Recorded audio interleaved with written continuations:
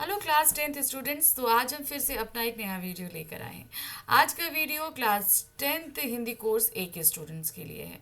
तो हिंदी कोर्स ए में हमारी बुक चलती है शतज भाग दो और दूसरी है कृतिका भाग दो। आज हम करा रहे हैं अपनी बुक शतज भाग दो के गद्य खंड के अध्याय। दूसरा अध्याय है बाल गोविंद भगत। इसके मोस्ट इम्पॉर्टेंट क्वेश्चन तो हमने यहाँ पर पढ़ा कि राम वृक्ष बेनीपुरी जी ने अपने ही पड़ोस में रहने वाले एक भगत जी के बारे में हमें बहुत सारी चीज़ें बताई और समझाई हैं। ये तो हमने देख लिया, समझ लिया सब कुछ। तो अब इससे संबंधित कुछ क्वेश्चन हमारे पास में बन रहे हैं, तो अब हम उन्हीं क्वेश्चंस को करने के लिए जा रहे हैं। ठीक है, तो ये ध्यान रखिएगा कि ये क्वेश्चंस बहुत इंपॉर्टेंट भी हो सकते हैं।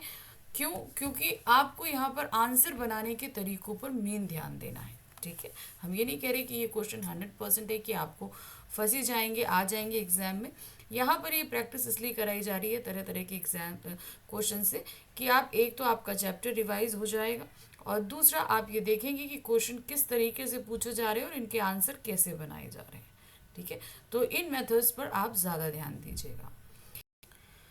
सबसे पहले जो हमारे पास में आएगा वो है पहला क्वेश्चन। क्या है क्वेश्चन? देखिए, बेटे के देहांत के बाद बाल गोविंद भगत ने पतोहू को किस बात के लिए बाध्य किया? उनका यह व्यवहार उनके किस प्रकार के विचार का प्रमाण है कि वो किस तरह का विचार रखते हैं, ये हमें पता चलता है। तो देखिए क्या है, अपने इकलौते बेटे के देहांत के बाद बाल गोविंद भगत पतोहू को रोने के बदले उत्सव मनाने को कहा। उनका विचार था कि उनके बेटे की आत्मा परमात्मा से के पास चली गई है। विरहिणी अपनी प्रेमी से जा मिली, अर्थात जो है परमात्मा वो प्रेमी है और जो आत्मा है वो क्या है, वो बिछड़ी हुई नायिका है। अब चूंकि जब शरीर से आत्मा निकली तो वो अपने प्रेमी परमात्मा से जाकर मिल गई, तो ये दुख का नहीं उत्साह मनाने का समय है। अब इससे बढ़कर और अधिक आनंद की क्या बात हो सकती है? अब भाई दो दो बिछड़े हुए प्रेमी को अगर हम मिला रहे हैं तो इसका मतलब क्या हुआ, ये तो खुशी मनाने का समय है। इसके अलावा अपने प्रगतिशील मत के अनुसार वे विधवा पुनर्विवाह का समर्थन करते हैं। ये तो उन्होंने बताया ही बताया। फिर दूसरी चीज उन्होंने क्या कही? पतोहू के दूसरे विवाह के लिए बात उन्होंने करी। उन्होंने अपनी पतोहू को दूसरे शादी के लिए बाध्य करने की खातिर ही उसके भाई को बुलाकर उसके साथ कर दिया। वो नहीं जाना चाहती थी, लेकिन उन्होंने शर्त ऐसी रखी कि उनकी पतोहू को जाना पड़ा दूसरे विवाह के लिए।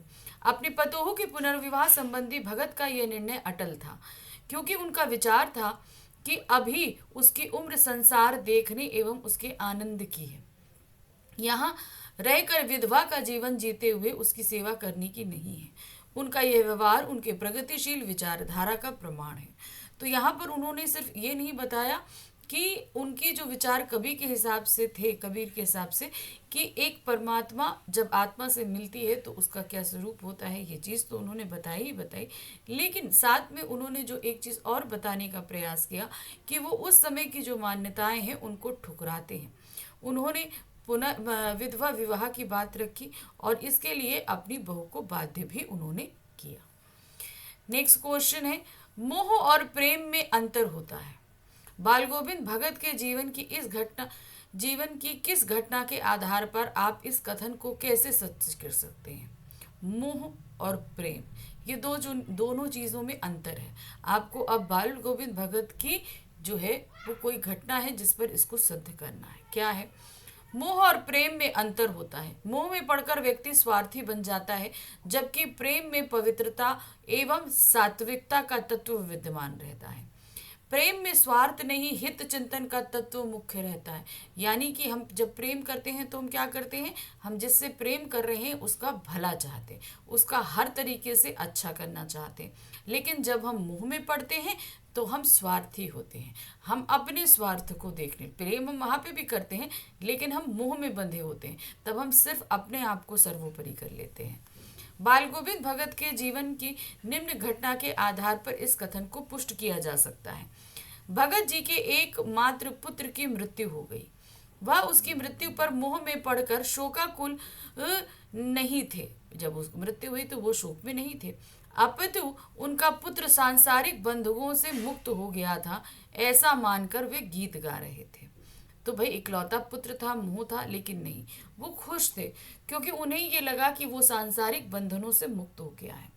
वह इस आत्मा एवं परमात्मा के मिलन का अवसर मान रहे थे। उन्होंने विलाप करते हुए अपनी पुत्रवधू को भी यह बात समझाई कि मतलब ये रोने का समय नहीं है, उत्सव का समय है। तुम्हें मोह नहीं दिखाना, तुम्हें प्रेम पे टिके रहना है। इस अवसर पर उन्होंने मोह से मुक्त मन से पुत्र वधू के भाई को उसका दूसरा विवाह करने का निर्देश भी दिया।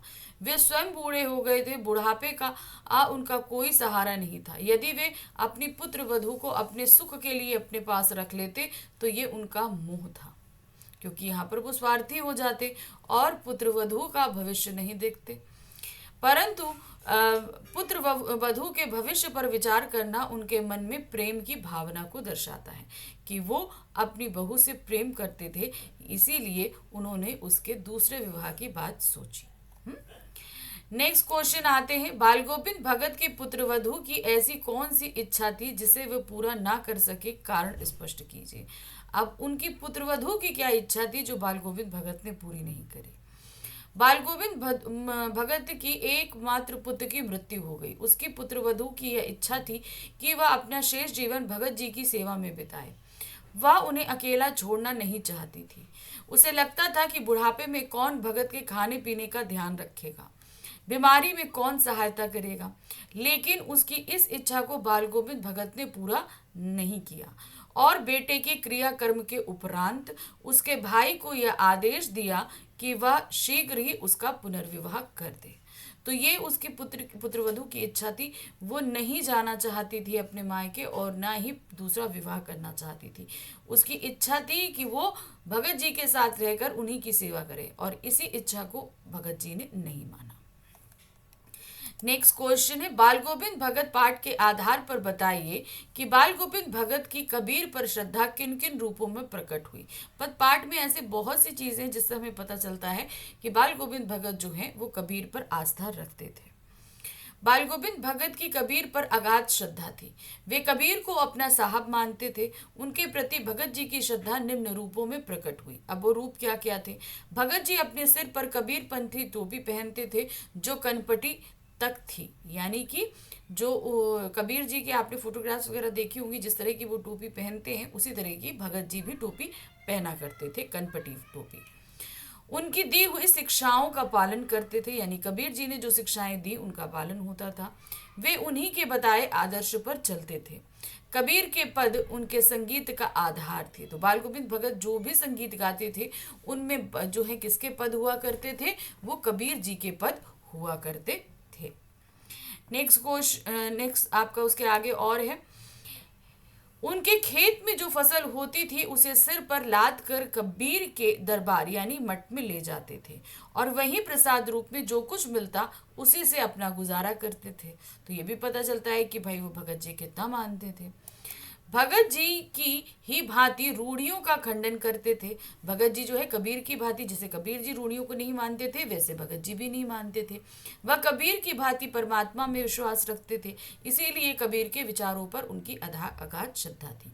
तो जो मान्यताएं थी कबीर की वो पालन करने योग्य थी, इसीलिए वो कबीर को इतना मानते थे।